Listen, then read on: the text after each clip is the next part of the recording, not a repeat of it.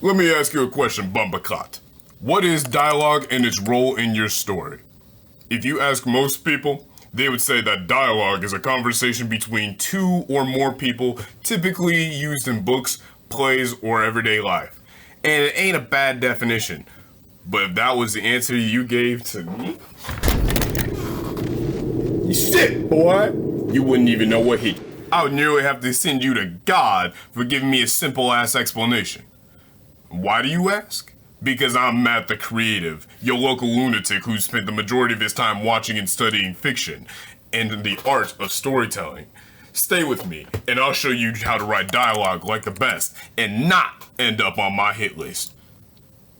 Now, if you're serious about leveling up your writing skills and you want to learn everything that you need to craft a great story, check out my course in the description. I believe it has all the foundational tools that one would need and even some pro tips that you would need to be able to create great stories. But shameless plug aside, if you want to learn how to write dialogue like the best, then you're going to have to drop that basic ass, weak ass definition. Dialogue is so much more than just conversation between two different people. It's verbal action. That's the new definition I want you to pick up today. But it's also a tool for your characters. Dialogue is crucial for characters to get what they want and it's revealing their character and in some cases even moving the plot forward. It's directed, purposeful, and witty.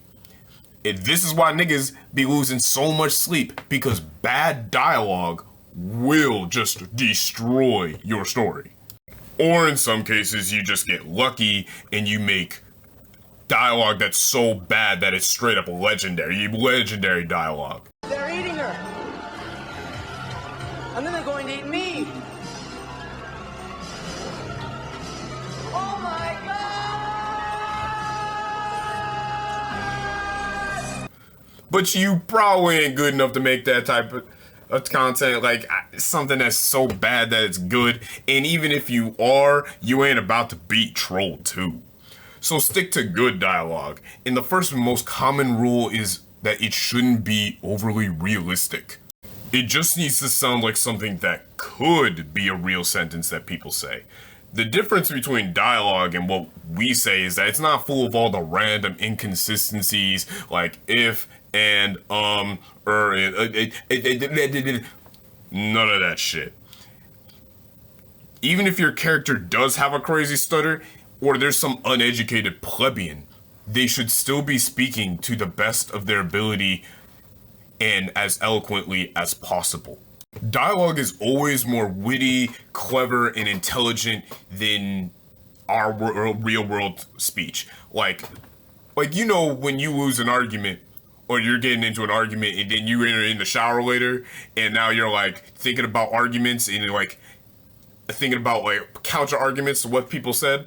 Like that happened to me recently. I lost an argument about power scaling, but like dialogue should be like that. It should sound like something almost like perfected. The peak of that character's verbal abilities. This is one of the most common guidelines that I can give you for dialogue, though. But how do you go about creating the dialogue of the gods, you might be asking? And honestly, the first step is to know how well you know your characters. And here's the thing, I know that sounds incredibly simple. Just understand your characters! But I'm gonna put it to you in a different way. Whenever we as creatives, as storytellers, we begin to create characters, we utilize our own psyche, our own imaginations, and even our own experiences to create these characters who resemble humans in their actions and in their thoughts and appearance and values. And yes, in their dialogue as well. In a way, characters are an extension of your own persona, your own experiences, values, and your ideas and perspective on things. So, how would I go about writing the dialogue for these characters? The common advice is to just put yourself into their shoes and think about what they'd say in their circumstance. But I'm far more loony. I'm way more delusional and crazy than that. Nah, what you should have is like a schizophrenic episode and literally pretend that you are the character in that situation.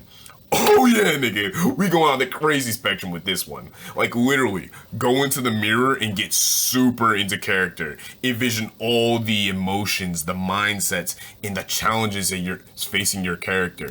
Remember what I told you earlier. These characters are pretty much like an extension of yourself. Like you're born from your own psyche and imagination. They're kind of an extension of yourself. So in a way, you're able to imagine yourself being in their positions. So get into it, get fully into it, and have a shit ton of fun. Like this is probably gonna be this, in my opinion, makes it's just one of the ways that you can make the writing process so much more fun. Instead of just sitting on like at the desk, trying to like write something, you could just go into the mirror and just start acting like a complete fool, just trying to be your character. It's so wacky, but it's helped me so much. And that's like the other guideline that I want to give you. Just really, really get into acting your character. However, your characters, like yourself, are not an infinite wealth of knowledge and wisdom. And because of that, there are specific words and phrases that your characters should use. Like the specific nouns and verbs that characters use are pretty huge. Like, for example, if you gave me a big nail, that's what I would call it. Just a big ass nail. But to a carpenter, to a construction worker, the big nail takes on a different name and like a spike, a shank, or something else that I don't know. As again, I'm not an infinite wealth of knowledge and wisdom, as cool as that would be.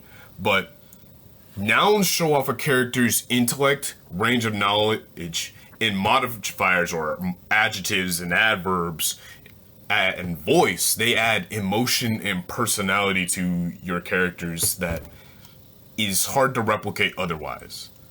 And while I think that is the bigger guideline that I can give you, just like really to focus on the knowledge that your character has and the specific nouns and modifiers, that isn't all there is either. Like, you need direction. You need to know what you're talking about or the intention of the scene.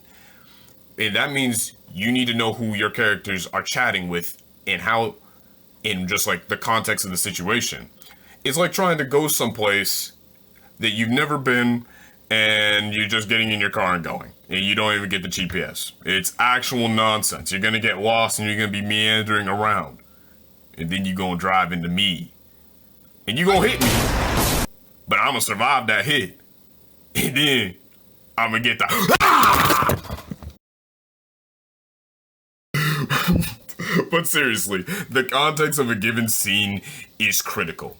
And there's genuinely so many different ways that you can look at it. Like, in regarding to what I have to make the dialogue the best, other than that, like, you gotta study dialogue from the best. You have to look at other media and listen to the dialogue that's in those stories. And it's not gonna be easy at first. Making good dialogue comes from hard work and practice. But if you do want to learn how to study fiction, check out this video right here. And click this link right here for check the link in the description for that class. And I'll see you.